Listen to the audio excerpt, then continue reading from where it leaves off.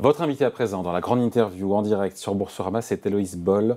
Bonjour. Bonjour. Pour votre livre « Aux thunes citoyennes » aux éditions Alizio, au travail et à la maison, prenez le pouvoir sur votre argent. C'est également fondatrice d'Oseille et compagnie, c'est un cabinet de gestion de patrimoine, c'est ça? Oui, une société de conseil indépendant. J'ai raison. Je ne vends pas de produits. Hein? Indépendant au sens de l'AMF. Je ne vends aucun produit. Donc vous vendez quoi alors? Du conseil. Que du conseil? Oui. Et tarifé comme tel. Ouais. Sur ce bouquin, il faut en parler parce qu'il est pour les femmes, mais pas que pour les femmes, parce que je pense que les mentalités, il faut les faire bouger un peu chez tout le monde. On peut vraiment affirmer aujourd'hui que les femmes sont moins bien éduquées, entre guillemets, que les hommes sur les questions financières. Vraiment, c'est encore vrai aujourd'hui avec toute la masse d'infos disponibles pour tout le monde? Je ne dis pas que ça délégitime cette question, votre bouquin, mais il y a vraiment un écart d'éducation financière entre les hommes et les femmes. Il y a un écart dès le plus jeune âge avec les distributions d'argent de poche entre les filles et les garçons. Il y a un écart aussi dans les encouragements qu'on peut porter pour qu'on donne plus d'argent de poche à un garçon qu'à une fille. Oui, il y a des études très sérieuses sur le sujet. Il y a un écart aussi dans les encouragements à la gestion et à la culture financière vis-à-vis des garçons et vis-à-vis des filles. Et puis surtout, il y a un fossé qui se creuse sur les sujets financiers. Dans le couple, à la maison.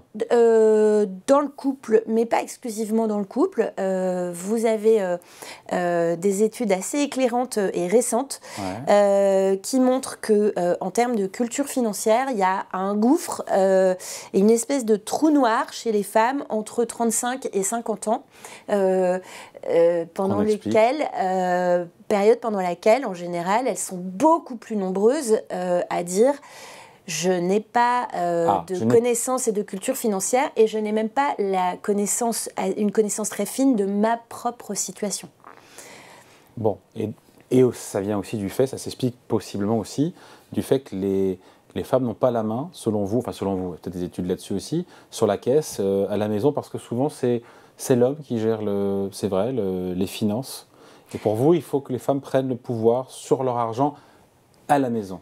Alors, c'est pas nécessairement qu'elles n'ont pas la main. Dans plein de situations, en fait, elles pourraient avoir la main. Mais elles délèguent. En réalité, mais elles délèguent parce que beaucoup trop compliqué, parce que charge mentale énorme. Enfin, c'est pas un hasard, ce fossé-là, entre 35 et 50 ans, c'est l'âge où la plupart des femmes, ou beaucoup de femmes, ont des enfants petits travaillent beaucoup et sont au maximum de leur charge mentale. Et en réalité, leurs intérêts économiques et financiers passent en dernier parce qu'il y a tout le temps une urgence à gérer et des choses à anticiper qui sont d'une autre nature. Le problème, c'est que ça leur est extrêmement dommageable sur le plan économique parce que c'est justement les années où elles devraient être au taquet sur les sujets financiers parce que c'est probablement les meilleures années de leur carrière. Mais si le mari gère ça en bon père de famille pour le cocon familial... Oui, mais en réalité, même si vous vivez avec quelqu'un qui gère ça en bon père de famille, d'abord, vous avez pas la certitude que vous avez quelqu'un en face de vous qui gère ça en bon père de famille. Vous avez des gens qui font beaucoup d'erreurs ou qui n'ont pas la même notion du risque que vous. Et puis, même si la personne en face de vous gère ça en bon père de famille, quand vous n'avez pas compris ce qui se passe dans les comptes, quand vous ne savez pas combien gagne la personne avec laquelle vous vivez parce que vous regardez même pas la déclaration d'impôt, quand le jour où vous vous retrouvez seul pour une raison ou pour une autre, et même sans se retrouver seul, vous pouvez avoir des surprises énormes en fait. Il faut comprendre ce qui se passe dans ces comptes et comprendre comment ça se danse dans votre argent en fait. Et ça marche pas uniquement pour le couple. En réalité, on a une démarche beaucoup et une attitude qui est malheureusement extrêmement féminine qui consiste à être dans une forme de partage. Et on est dans une société où tout se partage, mais enfin surtout le temps des femmes, celui qui est non rémunéré, le travail des femmes, celui qui est moins bien rémunéré que celui des hommes, et parfois l'argent des femmes parce que sans faire vraiment attention à la différence entre les flux et les stocks, elles ont une tendance à payer naturellement plus le quotidien que les investissements. Et au bout de tout ça, alors qu'elles ont les mêmes droits économiques que les hommes, en réalité, elles sont complètement flouées. Mais en quoi est-ce qu'elles sont lésées ? Pourquoi elles seraient flouées au final Alors, je vous fais un dessin. Oui. Des salaires qui sont... évidemment, 20% de carte, je les connais. Vous avez 20% sur le salaire, 40% pour la retraite. Voilà. Il y a la réversion vous avez après, moins d'argent, vous gagnez moins d'argent. Vous êtes à la tête majoritairement de toutes les familles monoparentales. Vous avez des pensions alimentaires qui tombent de façon aléatoire. Vous subissez le temps partiel subi. Vous faites du travail non rémunéré à la maison en masse qui parfois vous empêche. Les hommes aussi font du travail non rémunéré à la maison. Je vous invite à regarder les chiffres. Je reviens à la maison. Merci, avec plaisir. Mais c'est pas la majorité des cas. Et donc le temps qu'elles donnent et qui n'est pas rémunéré, c'est un manque à gagner économique pour elles parce qu'elles se font dépouiller d'une partie de leur pouvoir économique et de leur capacité à travailler plus. Vous mettez tout ça bout à bout, vous arrivez à des inégalités qui sont colossales. J'ajoute que en plus vous finissez dans le bureau d'un banquier ou d'une banquière qui ne parle qu'à votre mari.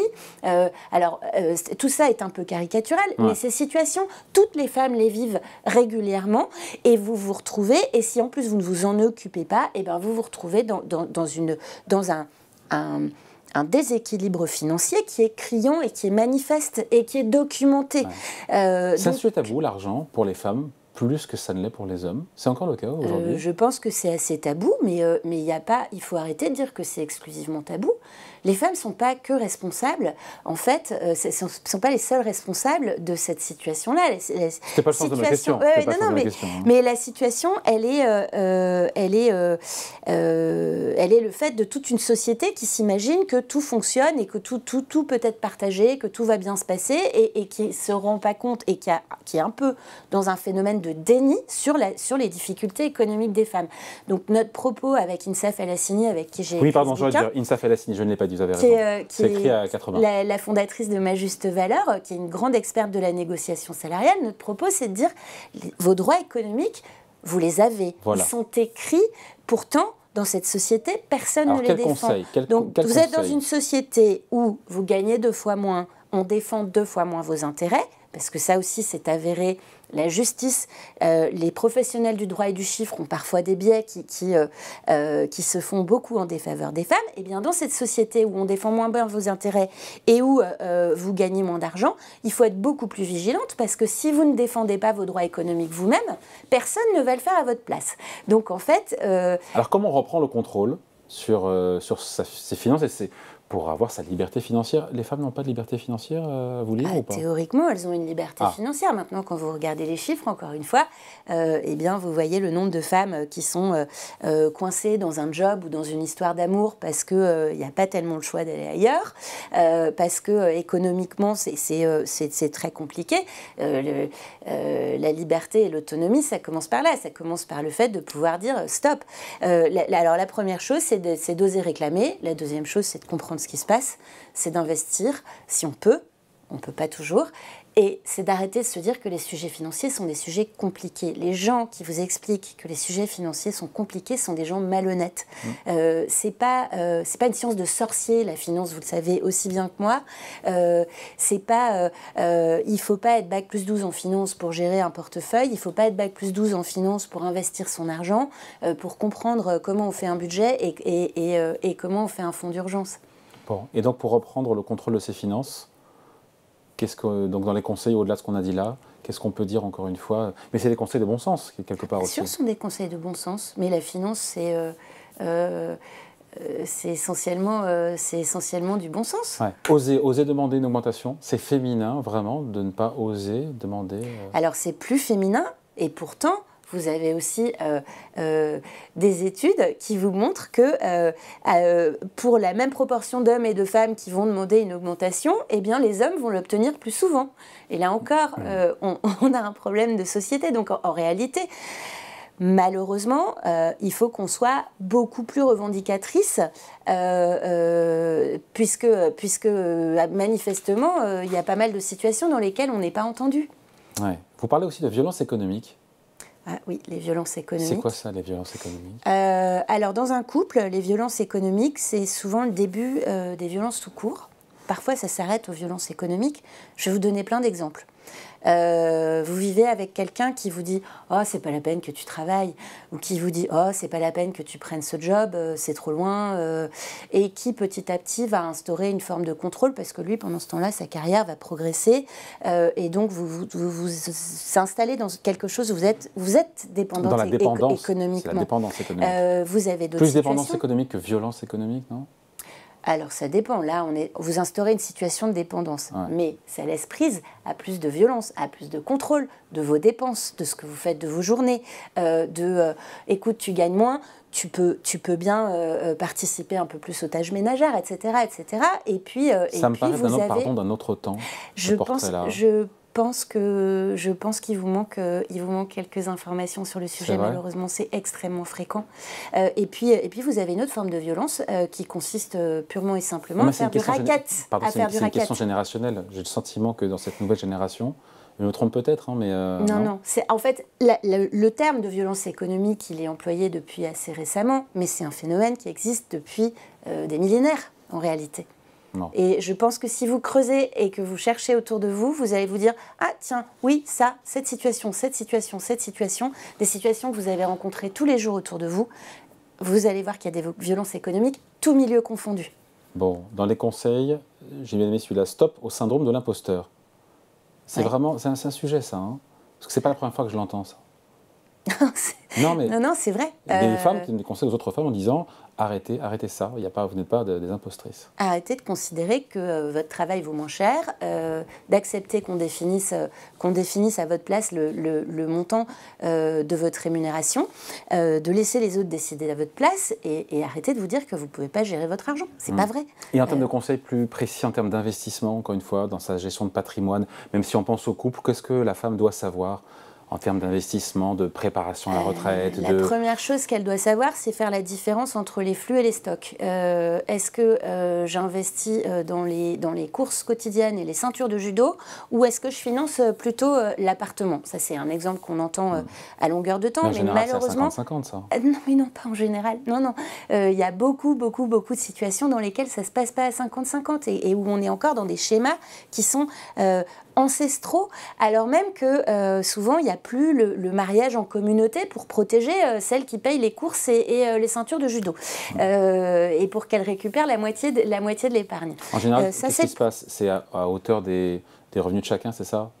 Oui, alors ça c'est aussi un sujet. C'est un sujet philosophique après ça. Hein.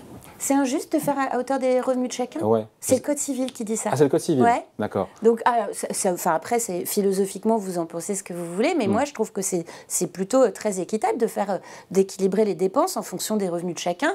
Non, je pensais en termes d'investissement d'être à 50-50 sur un bien immobilier, quand l'un gagne 5 fois plus, ou 3 fois plus, ou 2 fois plus que l'autre. En général, il faut se demander pourquoi l'autre gagne 2 ou 3 fois plus que l'autre. Et on revient au point de départ. Désolée. Ah non, pas désolé, c'est hyper intéressant. Il faut lire Aux thunes citoyennes, au travail et à la maison, prenez le pouvoir sur votre argent. Co-signé Héloïse Boll et Insaf El Hassani aux éditions Alizio. Merci beaucoup. Avec plaisir. À bientôt. Au revoir.